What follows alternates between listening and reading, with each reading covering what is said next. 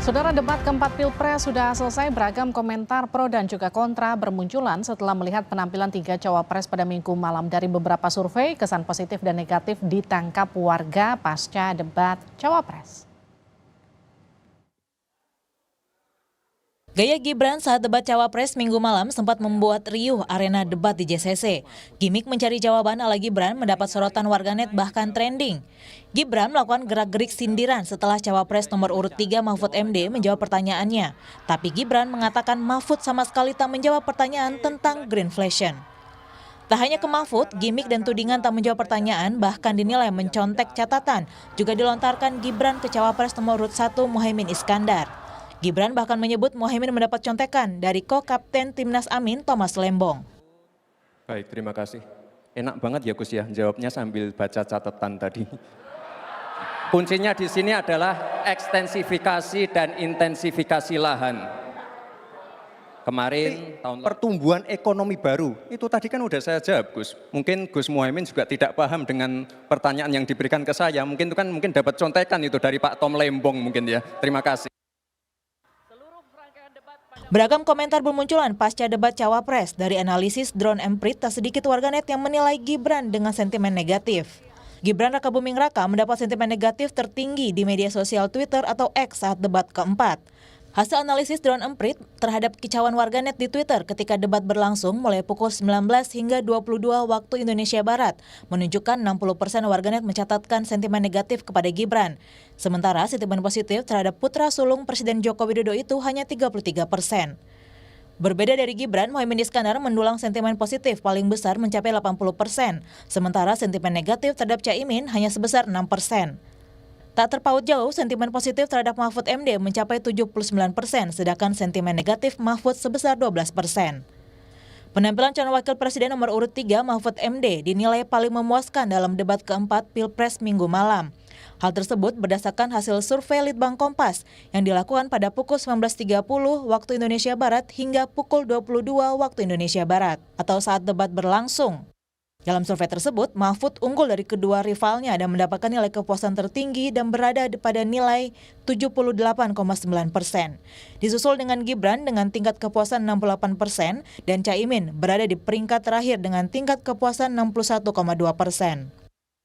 Saat debat, sejumlah istilah juga menarik perhatian. Cawapres nomor urut 1, Muhaimin Iskandar juga sempat menyebut istilah taubat ekologis. Muhaimin menegaskan saat ini dunia dalam kondisi krisis iklim dan lingkungan yang memprihatinkan. Sebuah fakta yang harus kita antisipasi bersama dengan baik-baik bahwa kita sedang mengalami ancaman bahaya lingkungan dan krisis iklim yang sangat mengerikan. Panas global yang masuk kepada bagian dari mengakibatkan petani kita gagal panen, gagal tanam dan seterusnya menjadi masalah. Saya hanya mengajak Pak Prabowo, Pak Gibran, Pak Mahfud, Pak Ganjar, saya, Mas Anies, dan siapapun untuk kita sama-sama tobat ekologis memperbaiki ke depan menjadi lebih baik lagi. Sementara itu, Mahfud MD menyebut dirinya menghormati Gibran dan tak akan memberikan pertanyaan receh kepada lawan debatnya. Mas Gibran, saya menghormati Anda sebagai calon wakil presiden sehingga saya tidak akan bicara secara menjebak dan receh-receh.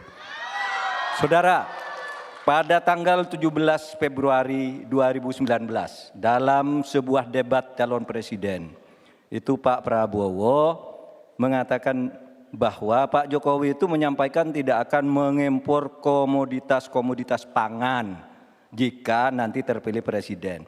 Ternyata kata Pak Prabowo nih, 4 tahun memimpin Pak Jokowi masih mengimpor dan itu merugikan banyak petani. Nanti dicek ya, bahwa itu pertanyaan Pak Prabowo ke Pak Jokowi saat itu. Pak Jokowi bilang tidak akan ngimpor. Tapi sampai sekarang kita masih mengimpor banyak. Masih mengimpor banyak. Malah semakin banyak mafianya impor-mengimpor bahan pangan itu. Debat keempat atau debat kedua cawapres dihelat pada 21 Januari di Jakarta Convention Center. Muhaimin Iskandar, Gibran Rakabuming Raka dan Mahfud MD beradu gagasan soal isu pembangunan berkelanjutan dan lingkungan hidup, sumber daya alam dan energi, pangan, agraria, masyarakat adat dan desa. Tim Liputan Kompas TV. Bagaimana respon warganet dan respon setelah menyaksikan debat cawapres semalam? Benarkah ada sentimen negatif terhadap performa Gibran? Kita akan bahas bersama Ismail Fahmi, pendiri Drone Emprit, ada juga Budiawan Sidik Arifianto, Wakil Manajer Penelitian Litbang Kompas. Mas Budi, selamat malam. Bang Fahmi, selamat malam. Selamat malam, Alifi. Mas Budi. Saya ke Bang Fahmi dulu. Bang Fahmi, apa yang ramai di medsos pasca debat semalam? Jadi satu yang paling menonjol itu adalah gimmick ya. Jadi kalau di debat itu kan ada konten, ada esensi, ada tema, topik, kemudian ada gimmick. Dan sebetulnya kalau kita lihat ya perbandingan dengan debat yang awal, Gibran itu bisa tampil bagus, bisa menyampaikan visi yang bagus ya tanpa mencontek dan seperti yang di debat awal gitu kan di luar ekspektasi orang. Tapi pada saat debat yang tadi malam itu gimmick itu terlalu kentara ya, terlalu banyak menyerang ya, terlalu banyak menyerang. Dan kalau kita lihat yang paling ramai percakapan yang kemudian kita monitor di Twitter, kebetulan di Twitter itu pendukung yang natural dari 02 itu tidak terlalu banyak dibandingkan 01 dan 03. Sehingga respon Gibran yang banyak menyerang Caimin, kemudian juga Profesor Mahfud MD itu mendapatkan sentimen yang sangat negatif. Sehingga pada saat itu kita lihat tuh trending topik beberapa kali. Ada songong ya, savage misalnya gitu. Beberapa respon yang menandakan bagaimana penyampaian ya, pembawaan Gibran atas materi yang dianggap kurang sopan. Ya, dianggap seperti ingin menjatuhkan, menjebak, tidak menghormati seperti itu. Saya ke Mas Budi, tapi ada hal yang justru menarik ini terbalik yang dari hasil penelitian Litbang Kompas, kabarnya responden cukup puas dengan penampilan Gibran dan dianggap positif semalam, betul Mas Budi? Ya, perlu digarisbawahi bahwa sistem riset kita berbeda dengan Mas Fahmi begitu ya, karena kita berbasis responden jajak pendapat, jadi mungkin perspektifnya mungkin sedikit berbeda. Tapi secara umum seperti yang tadi sudah disampaikan di grafis di tampilan tadi, bahwa Gibran itu secara umum menempati kepuasan kedua setelah Mahfud MD dan memang paling buncit didukung oleh Muhaimin Iskandar begitu ya. Dan kalau kita lihat dari penguasaan, karena kita dalam jajak pendapat itu kan kita mengukur dalam 3 hal gitu ya. Dengan kemampuan dia menjawab pertanyaan dengan lancar dan jelas, lalu terkait dengan penguasaan permasalahan, lalu juga terkait dengan penampilannya. Secara umum Gibran ini dinilai oleh responden kami gitu ya, responden polling jajak pendapat ini secara umum poinnya itu di skor 7. Jadi ya itu bisa dikatakan tingkat kepuasan responden melihat sosok ini begitu. Jadi kita tidak melihat dari sisi positif atau negatifnya, tapi dari sisi gitu. Kalau Bang Fahmi, selain Gibran, tadi bagaimana dengan sentimen di media sosial soal Prof Mahfud juga soal Caimin? Ya, kedua cawapres yang lain ya, Caimin dan Prof Mahfud itu tampil bagus.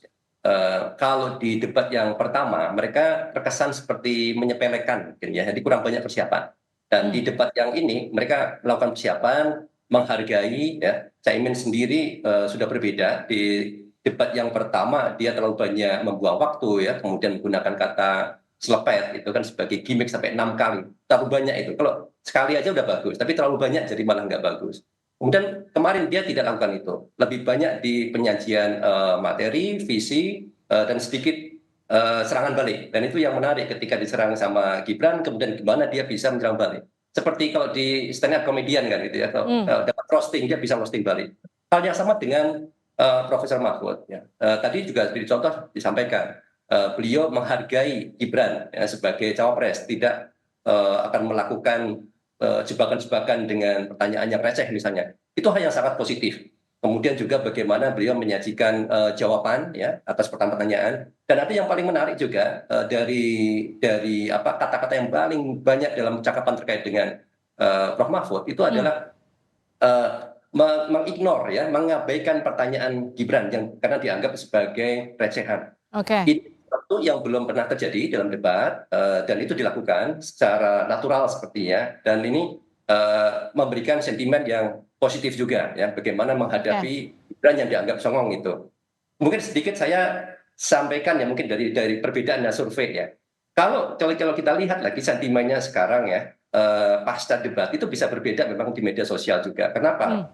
pada saat debat yang diukur sama Drone Emprit, pada saat debat hanya 2 jam itu adalah respon live langsung. Baik. Dan biasanya pas debat itu video dipotong-potong.